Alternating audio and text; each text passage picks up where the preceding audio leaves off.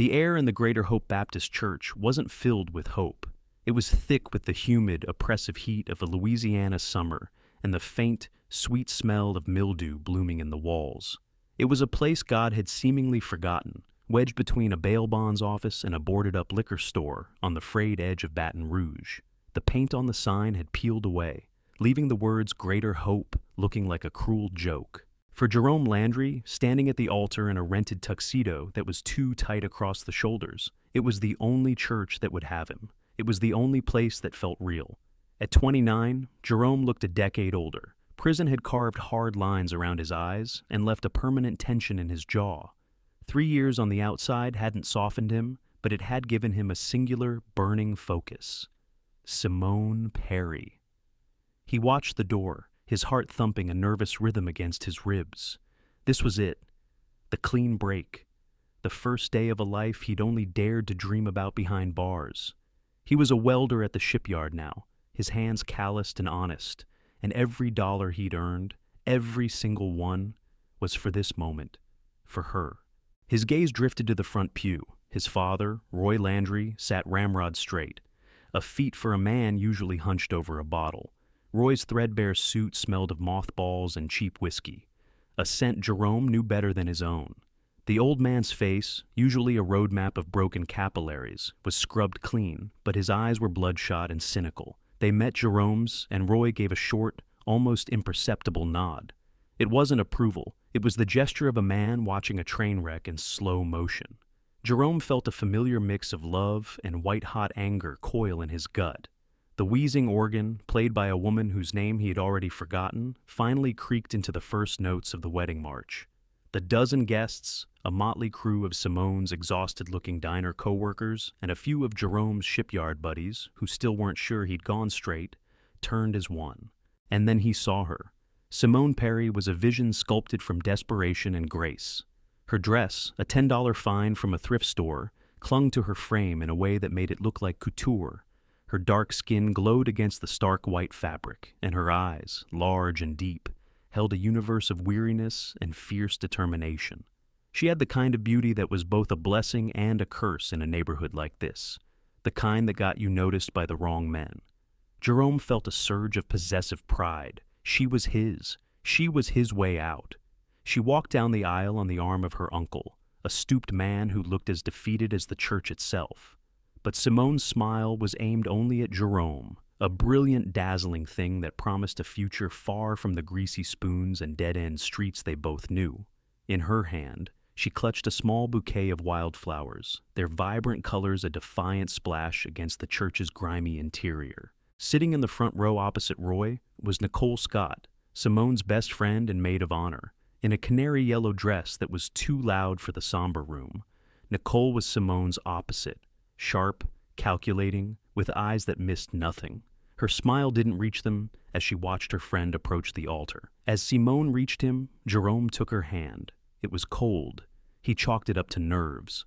The preacher, a man whose weary voice matched the building, began his sermon about love conquering all, about finding light in the darkness.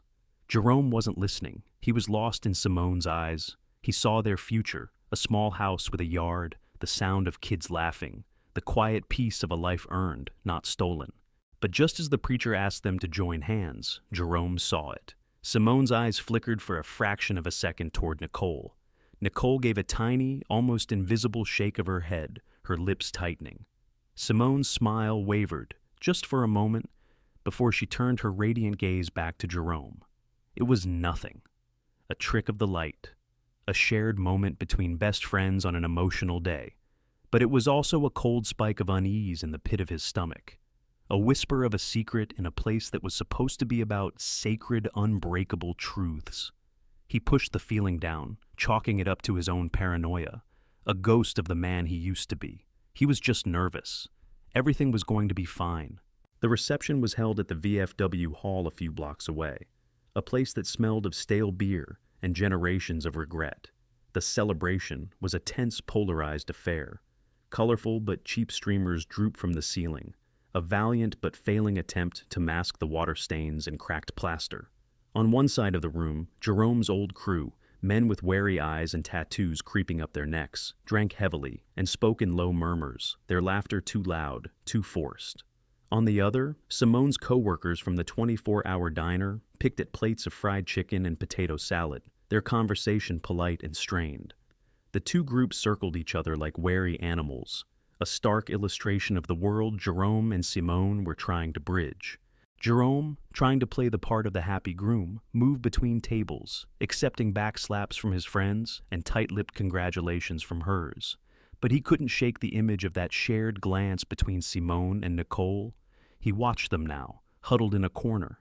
Simone looked agitated, twisting a paper napkin in her hands, while Nicole spoke with a low, insistent intensity, her hand on Simone's arm. What were they talking about that was so urgent? "Don't look like much of a party, does it?" Jerome turned. His father, Roy, was leaning against the wall, a plastic cup of whiskey-laced punch in his hand. The old man's tie was already loosened, his cynical gaze sweeping the room. "They're just getting warmed up, Pop," Jerome said, forcing a smile. Roy took a long swallow from his cup. "Warmed up for what?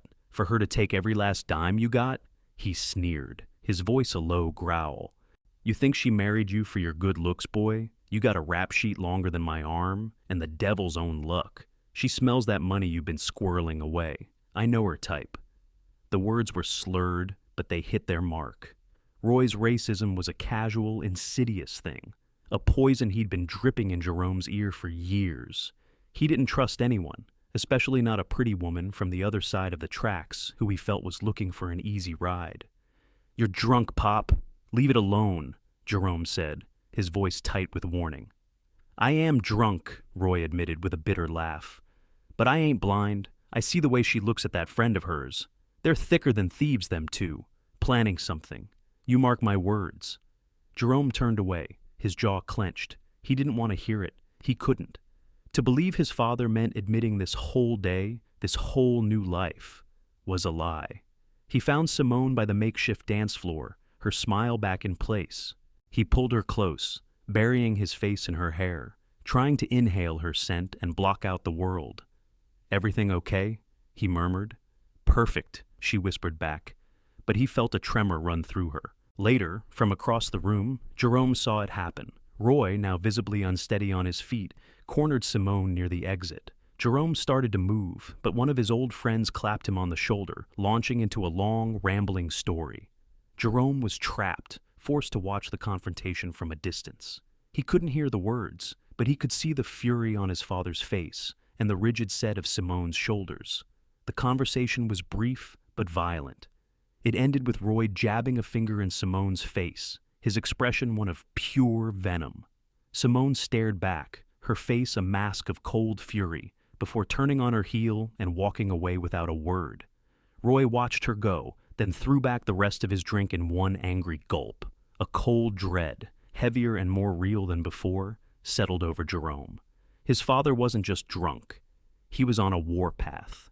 And his new wife, the woman who was supposed to be his salvation, looked less like a bride and more like a soldier steeling herself for battle.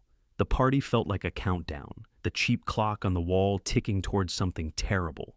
He didn't know what it was, but he could feel it in the charged air, a storm gathering just beyond the flickering fluorescent lights of the VFW hall. The drive out of Baton Rouge was a descent into darkness. The flickering city lights gave way to the black, suffocating curtain of the Louisiana backwoods. Jerome's beat-up Ford pickup truck rattled down a dirt road, its headlights cutting a lonely path through a tunnel of cypress and Spanish moss. The air that rushed through the open windows was thick and wet, smelling of mud and decay. Beside him, Simone was a statue carved from silence. She hadn't said a word since they left the reception, her gaze fixed on the impenetrable darkness outside. "You all right?" Jerome finally asked, his voice sounding loud in the confined space. She started, as if pulled from a trance. "Yeah, just tired. It was a long day." Her voice was flat, devoid of the joy he'd expected.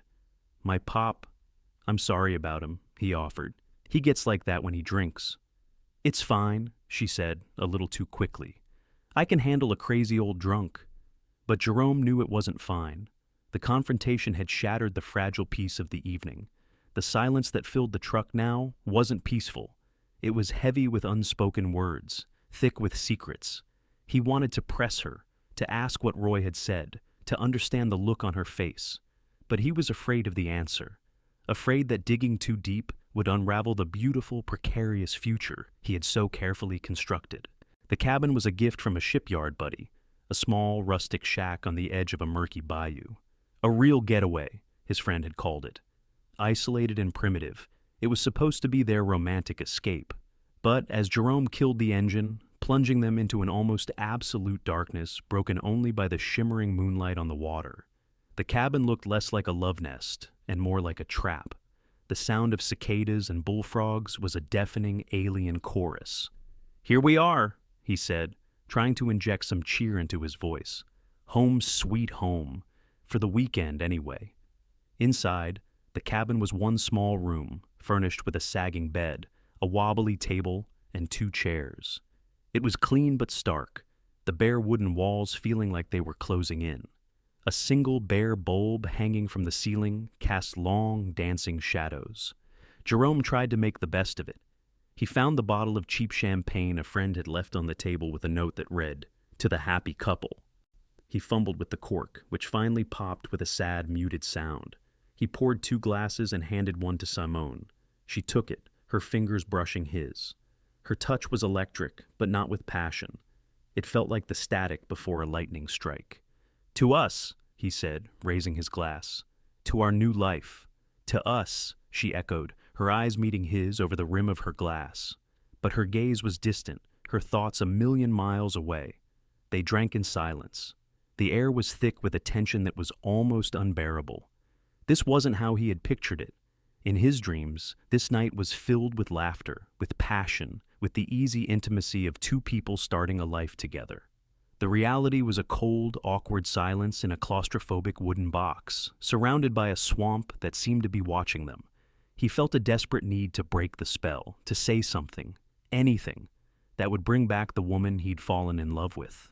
He was about to speak, to tell her he'd loved her, to promise her everything would be different now, when the night exploded. A frantic, violent pounding erupted on the cabin door. It wasn't a knock, it was an assault. The wood shuddered in its frame. Boom, boom, boom. It was the sound of pure, unrestrained rage, a fist beating against their fragile sanctuary. Simone gasped, dropping her champagne glass, which shattered on the floor. Jerome froze, his blood turning to ice. They were miles from anywhere. No one knew they were here except the friend who gave them the key. And his father. Jerome's instincts, honed in prison yards and back alleys, screamed at him. He moved silently to the side of the door, grabbing the heaviest thing he could find, a cast-iron skillet left on the stove. "Who is it?" he yelled, his voice a low growl. "Open the damn door, boy! It's your father!" The voice was a drunken roar, thick with fury and whiskey. "I know you're in there with that goddamn viper." Jerome's shoulders sagged with a mixture of relief and dread. It was just Roy, but a drunk Roy was more unpredictable than any stranger. He glanced at Simone. Her face was pale, her eyes wide with what looked like genuine fear. Or was it something else? "Stay back," he mouthed to her before turning the deadbolt. The door flew open and Roy stumbled in, a wild man silhouetted against the swampy darkness. His suit was disheveled, his eyes burning with a righteous alcoholic fire. He reeked of cheap booze and rage. "What the hell are you doing here, Pop?" Jerome demanded, stepping between his father and Simone. "Doing what I should have done months ago, saving my damn son from the biggest mistake of his life." Roy jabbed a trembling finger towards Simone, who had retreated to the far corner of the cabin. "I heard her. At your joke of a wedding, her and that snake of a friend, Nicole, talking about your money, about how she was going to take it all and run." The accusation hung in the air, thick and poisonous. Jerome felt the floor drop out from under him. The memory of the secret glance, the whispered conversation, the confrontation at the party, it all came rushing back, coalescing into a single ugly picture. "You're out of your mind," Jerome said, but his voice lacked conviction. "Am I?" Roy laughed, a harsh barking sound. "She played you, son. Played you like a fiddle, the loving bride, the damsel in distress. It was all an act. She was going to wait till you were asleep, take your nest egg, and be on the first bus out of this hellhole.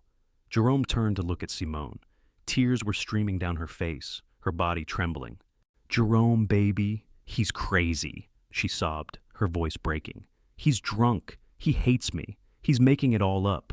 You know he is. She looked so vulnerable, so terrified. It was the image of the woman he loved, the woman he had sworn to protect. His heart twisted. He was caught in an impossible tug of war. On one side was his father, a bitter, broken man whose judgment was clouded by decades of alcohol. On the other was his wife, the anchor of his new life, his hope for redemption. Who was he to believe? The past he was trying to escape, or the future he was desperately trying to build? "Get out, Pop," Jerome said, his voice low and dangerous. "You've said your piece. Now get the hell out of here before you ruin this night completely." "Ruin it?" Roy's voice rose to a scream. "It was already ruined. It was a sham, a goddamn setup from the start." "He's lying, Jerome. Please, you have to believe me," Simone cried, her sobs growing more frantic. The cabin felt like it was shrinking, the walls pressing in, the air charged with accusation and denial. Jerome's head was spinning. He looked from his weeping wife to his raging father, his mind a battlefield of doubt and loyalty. He didn't know what to believe, who to trust. His whole world was balanced on a knife's edge. Roy saw the hesitation in his son's eyes. He saw the crack in Jerome's resolve and lunged for it. "You don't believe me?" he roared, his face turning a blotchy purple. "You think I'd lie about this? Fine, go see for yourself. Go on, go look in the bedroom. Check that damn gym bag you're always so proud of." The gym bag. The words hit Jerome like a physical blow.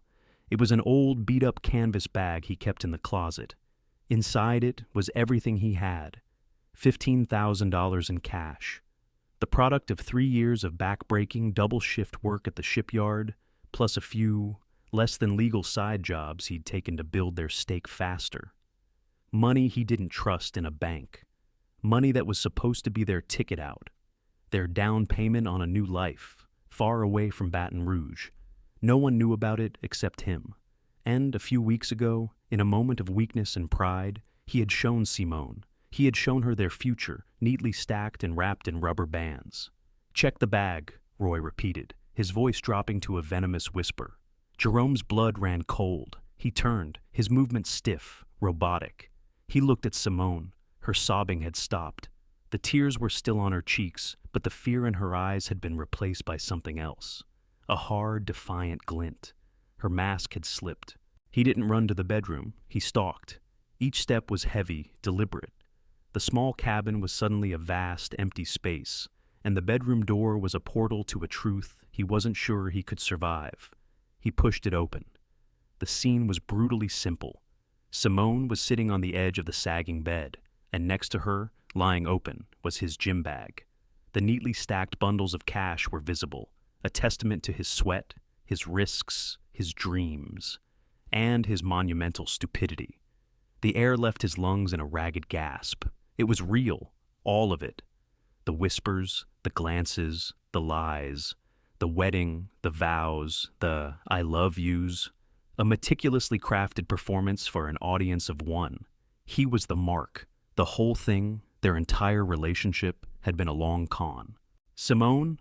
His voice was a choked whisper, unrecognizable as his own. She looked up at him, and the last vestiges of the frightened bride vanished. Her face was calm, her expression cold as ice. "I earned it," she said, her voice steady. "Every damn penny, for putting up with you, with your past, with that pathetic drunk you call a father. This is my severance pay." "We just got married," he said, the words feeling like ash in his mouth. "Exactly," she replied, standing up and zipping the bag closed. "And in Louisiana, what's yours is mine. I'm just taking my half a little early." From the doorway, Roy let out a triumphant, ugly laugh. I told you she was a goddamn tramp." "Shut up, old man," Simone snapped, turning on him. "This is none of your business. If you'd raised a better son, maybe he wouldn't be so damn naive." Something inside Jerome broke. A dam of rage he had kept carefully constructed for 3 years crumbled, unleashing a torrent of pain and betrayal so absolute it was blinding. The future he had built in his mind, the house, the kids, the peace, it all evaporated, turning to smoke. All that was left was the searing heat of his fury. "Give me the bag," he said, his voice dangerously quiet. "No," Simone said, clutching it to her chest. She took a step toward the window. "I'm leaving. Nicole's waiting for me down the road." "I said, give me the bag," he roared, lunging at her. She scrambled back, but her heel caught on the frayed edge of a rug. She stumbled, falling backward onto the bed. The gym bag flew from her grasp, landing on the floor with a soft thud. He was on her in an instant, grabbing her by the shoulders, shaking her with a strength he didn't know he possessed. "How could you?" he screamed, his face inches from hers. "How could you do this to me? Let go of me!" She shrieked, her nails clawing at his arms, leaving fiery trails on his skin. "Jerome, no!" Roy yelled, stumbling into the room, grabbing at his son's arm. "Don't!" Jerome shoved him away, sending the old man staggering into the wall. His world had narrowed to Simone's face, her eyes wide with a fear that was now very, very real. His hand, flailing in rage, brushed against something hard and heavy on the bedside table. A cheap ceramic lamp. He didn't think. He didn't reason. There was only the white-hot noise of betrayal in his head. He gripped the base of the lamp, his knuckles white. The camera of the mind pans to Roy's horrified face, his mouth open in a silent scream as he scrambles to his feet. He lurches forward, and then there is only a sickening wet thud, a single sharp crack that cuts through the screaming. Simone's cry is choked off, replaced by a terrible, gurgling silence. The scene cuts to black. Detective Angelina Russo stepped out of her unmarked Crown Victoria and into a wall of humidity and the cacophony of the Louisiana swamp at night. The air was thick with the scent of pine, damp earth, and something metallic and coppery that cut through it all, the unmistakable smell of blood. Red and blue lights pulsed silently, painting the moss-draped trees in strobing, unnatural colors. The crime scene was a study in violent contrasts, the supposed tranquility of a remote cabin shattered by the brutal reality of what lay inside. Russo was a third-generation cop, a sharp, no-nonsense detective from a family of New Orleans police. She'd moved to Baton Rouge for a quieter life, a foolish notion she was reminded of on nights like this. At 45, with tired eyes and a mind that never stopped turning, she'd seen enough domestic disputes turn deadly to fill a library of tragedies. But something about this one, the call that had come in, already felt different. A uniformed officer met her at the yellow tape. "It's a mess in there, detective," he said, his young face pale. "Husband and wife, married today." Russo nodded grimly, pulling on a pair of latex gloves. "The 911 caller? The father of the groom. He's over there." The officer pointed toward an ambulance where an old man, Roy Landry, was sitting on the back bumper, wrapped in a shock blanket, trembling. "He's drunk as a skunk, but says his son did it. The son, Jerome Landry, says the old man did it. They were both here when we arrived." Russo walked toward the cabin, her eyes scanning everything. The shattered champagne glass on the floor, the overturned chair. The first room told a story of a celebration that had gone horribly wrong. Then she stepped into the bedroom. The scene was pure carnage. The victim, Simone Perry, lay sprawled on the bed, her white thrift store wedding dress now a canvas of crimson. Her head was crushed on one side, the source of the wound horrifyingly obvious. A ceramic lamp, its base stained dark, lay in pieces on the floor next to the bed. Forensics was already at work, the quiet clicks of their cameras a stark counterpoint to the buzzing insects outside. Jerome Landry sat on the floor, leaning against the far wall, his hands cuffed behind his back. His rented tuxedo was spattered with blood, and fresh angry scratches ran down his arms. He stared straight ahead, his expression eerily blank, catatonic. He didn't look like a grieving husband or a man defending himself. He looked like a man whose soul had been scooped out. Russo approached him, her voice calm and even. "Mr. Landry, I'm Detective Russo. I need you to tell me what happened here." Jerome's eyes slowly focused on her. "He killed her," he said, his voice a dead, hollow monotone. "My father. He came in here, drunk, screaming. He always hated her. He grabbed the lamp, and he killed her." Russo looked from the son's vacant stare to the father, who was now being helped to his feet by a paramedic. Roy was a mess of tears and whiskey, shouting hysterically. "He did it! My boy, He killed his own wife. I tried to stop him. God, I tried to stop him. Two men, a father and a son, stood as polar opposites in their grief and accusation. One eerily calm, the other hysterical. Their stories were a perfect, irreconcilable contradiction. Domestic disputes were often messy, but this was something else. This was a calculated lie from at least one of them, but it was what wasn't there that snagged Russo's professional curiosity. Roy, in his rambling 911 call, had mentioned money, a lot of money, a gym bag full of it that the victim was supposedly trying to steal. Russo scanned the room again. There was no gym bag. Not in the bedroom, not in the main room, not in the small closet. There were a few stray $20 bills on the floor near the bed, as if they'd fallen during a struggle, but the main prize was gone. This changed everything. It elevated the crime from a simple, albeit tragic crime of passion to something more complex. This wasn't just a domestic homicide anymore. With a large sum of cash missing, it was now a murder and a robbery. And in Russo's experience, that often meant a third party was involved. The neat, tragic story of a wedding night gone wrong had just sprung a major leak, and a whole world of ugly possibilities was pouring in. The interrogation rooms at the Baton Rouge Police Department were sterile, windowless boxes designed to suffocate lies. Detective Russo started with the father. Roy Landry had sobered up some, the adrenaline and horror of the night having burned through the worst of the alcohol. But he still trembled, his hands wrapped around a cup of black coffee as if it were a lifeline. "Tell me again, Mr. Landry," Russo began, her voice patient. "From the moment you got to the cabin. Everything." Roy recounted his story, his voice cracking with a mix of grief and self-loathing. He told her about overhearing Simone and her friend Nicole at the wedding, about his conviction that Simone was a gold-digging leech, about driving to the cabin in a drunken rage to save his boy. "When I got there," he choked out, I told Jerome she was planning to rob him. He didn't believe me. He went into the bedroom, I followed him, and there she was, sitting on the bed with his money bag, just like I said. His eyes filled with tears. Jerome just snapped. I've never seen him like that, not even when he was running with that old crew. He went after her. I tried to pull him off, I swear to God I did. But he's stronger than me. He shoved me aside, and then he grabbed that lamp. Roy covered his face with his hands, his body shaking with sobs. I saw it. I saw him hit her. His story was raw, emotional, and consistent with what he'd told the first officers on the scene. It painted a clear, tragic picture of a son pushed past his breaking point by betrayal. Russo left Roy in the hands of a uniformed officer and walked across the hall to the second interrogation room. The contrast was jarring.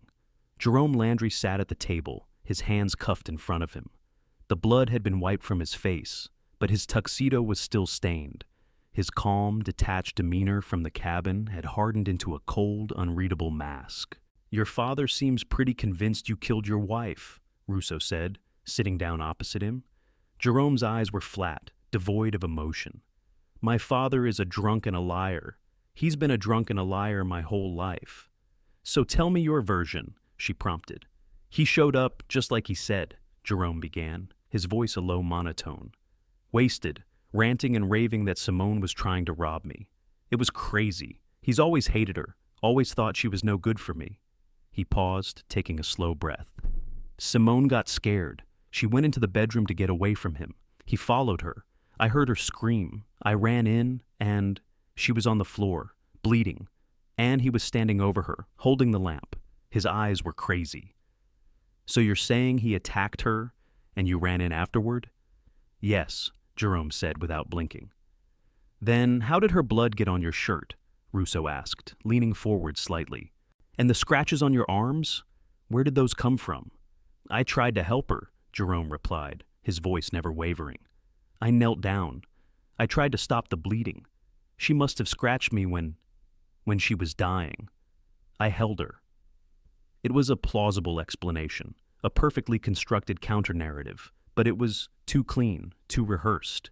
He was too calm for a man who had just watched his father murder his bride. Yet, Roy's story had holes, too. As a chronic alcoholic, could his memory be trusted? Could he have blacked out, committed the act himself, and his guilt-ridden mind constructed a scenario where his son was the killer? The physical evidence was frustratingly ambiguous. The lamp had been wiped down, a frantic, clumsy attempt to remove prints. Both men's DNA would likely be in the room. The deciding factor, the gym bag full of cash, was gone. Back at her desk, Russo sifted through the victim's belongings. Simone Perry's purse contained the usual: a cheap wallet, some makeup, a pack of gum.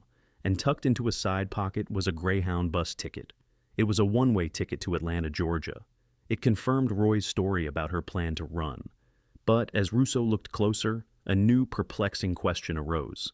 The departure date on the ticket wasn't for the next morning. It was for 2 days from now.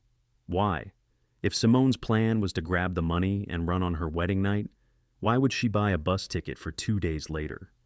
It didn't make sense.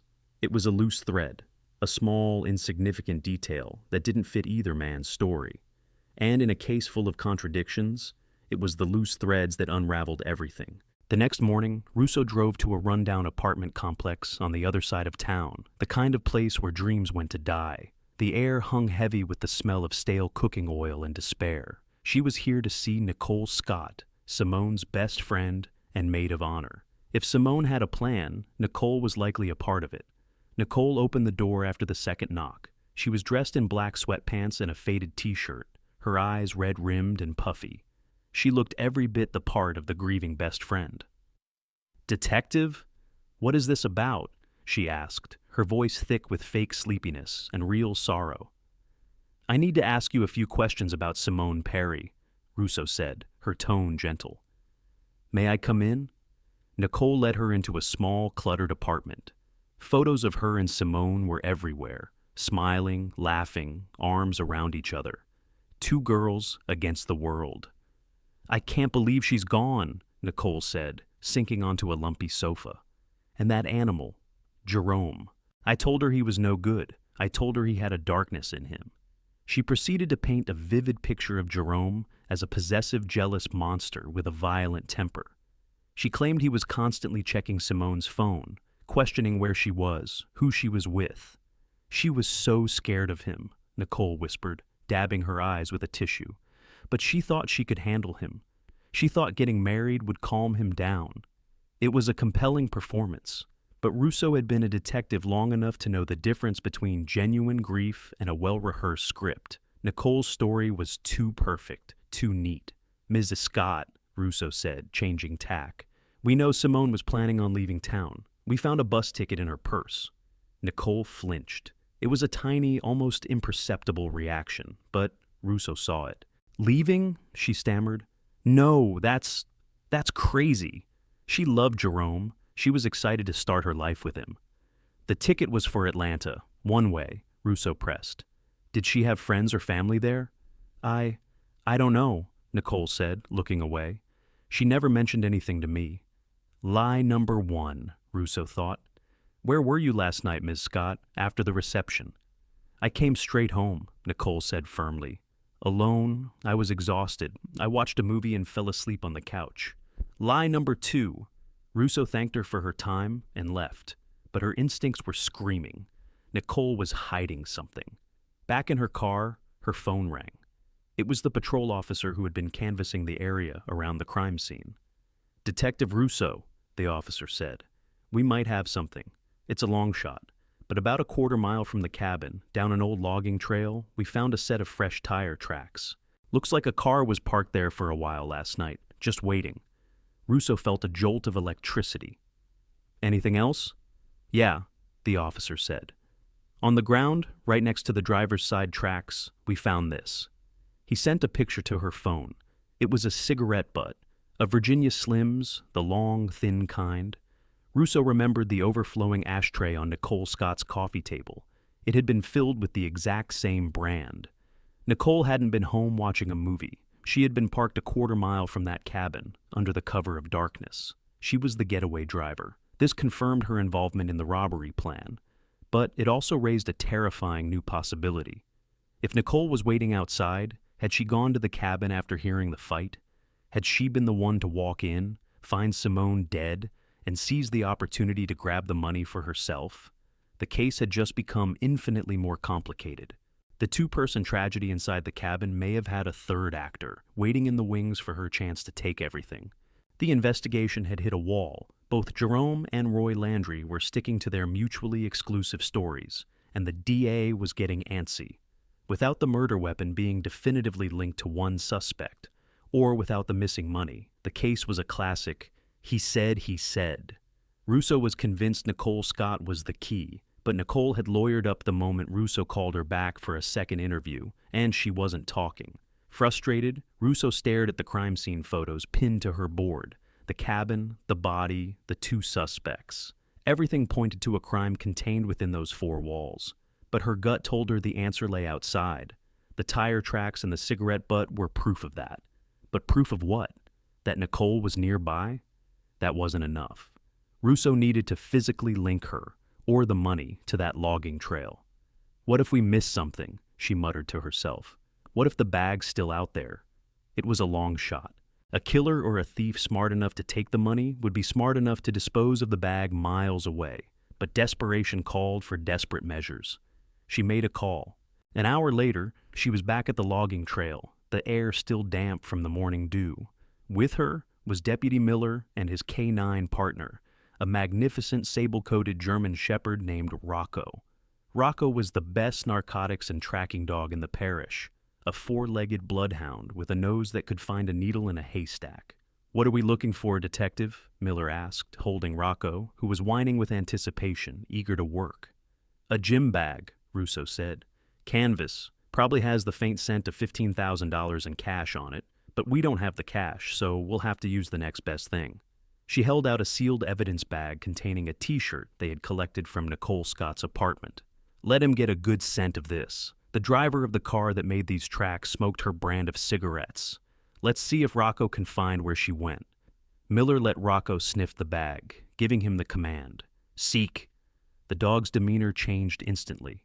He went from an excited pet to a focused professional. He sniffed the ground where the cigarette had been found, then cast his head back and forth, tasting the air.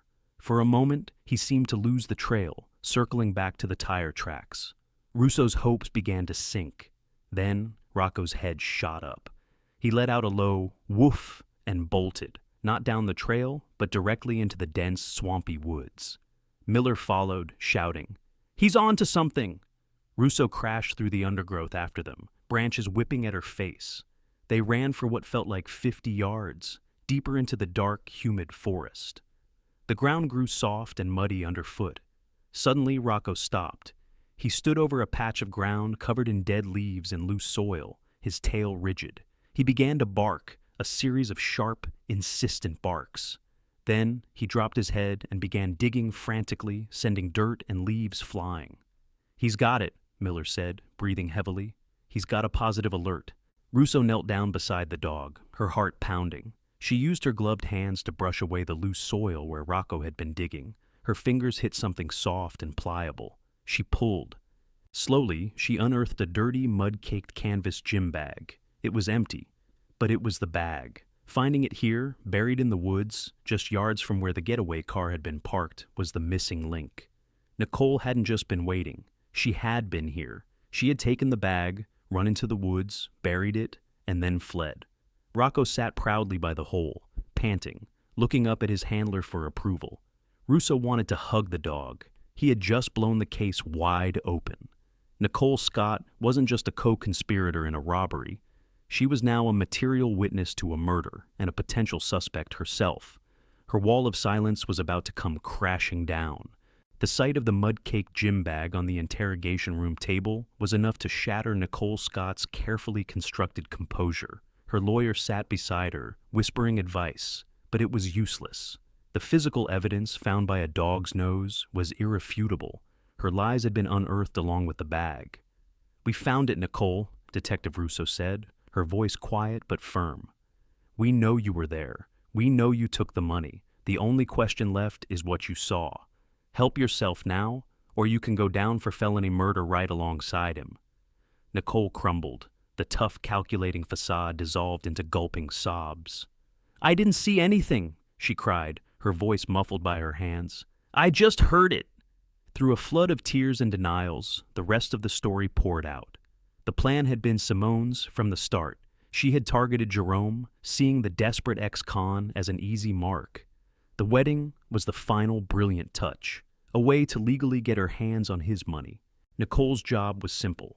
Wait down the road, and once Simone had the bag, they would drive to Atlanta and disappear, splitting the cash.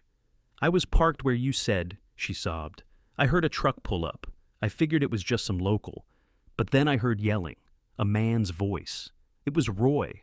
I heard him screaming about the money." Her eyes were wide with remembered terror. Then there was more yelling.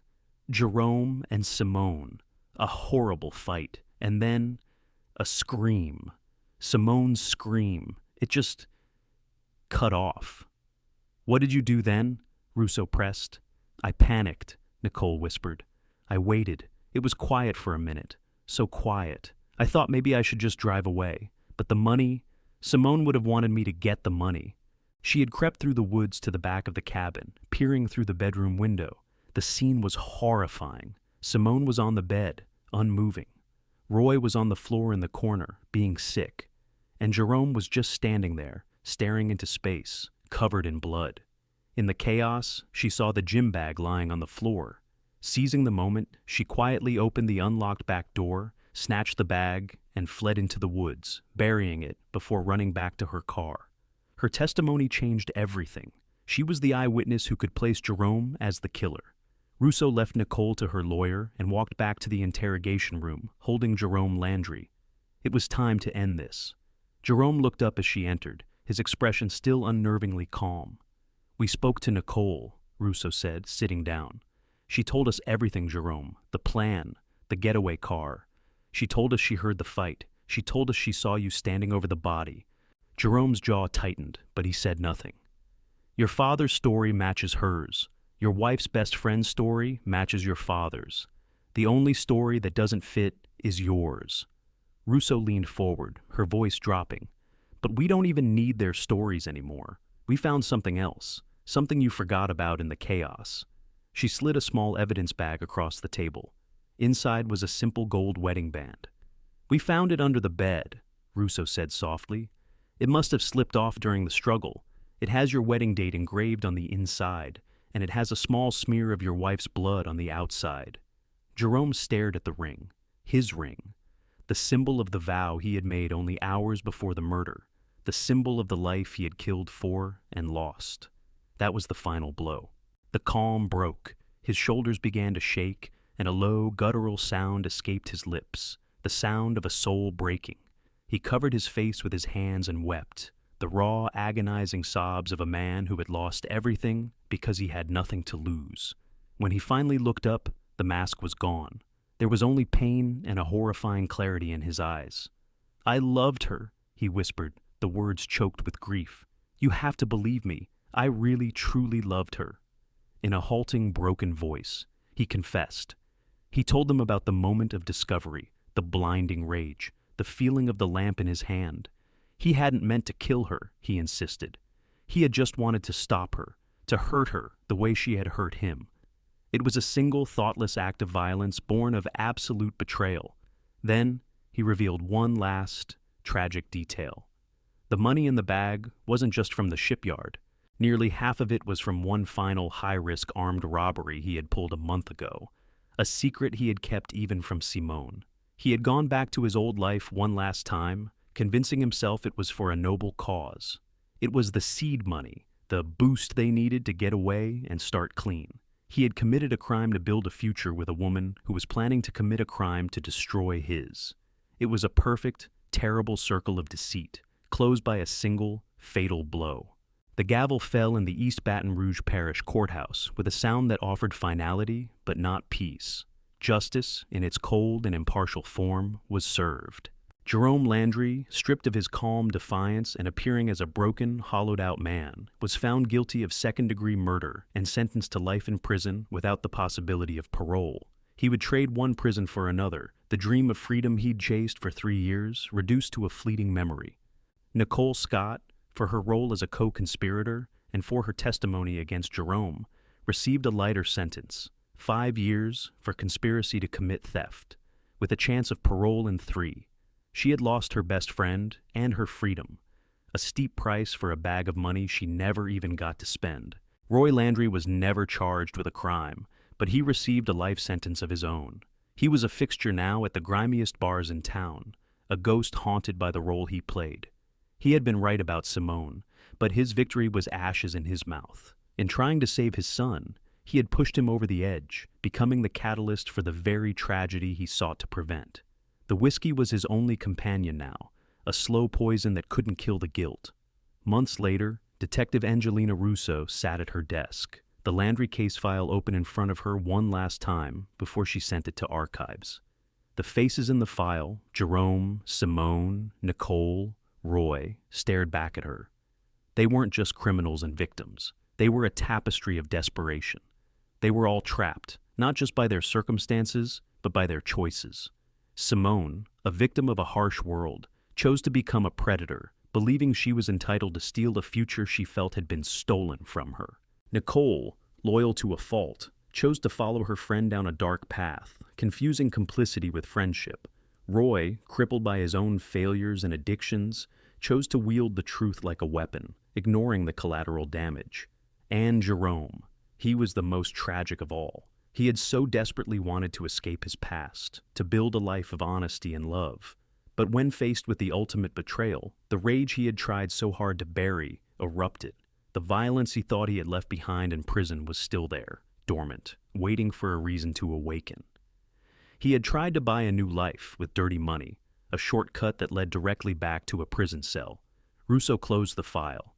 The case taught a brutal, simple lesson that she had seen played out time and again in the streets of Baton Rouge. You cannot build a future on a foundation of lies.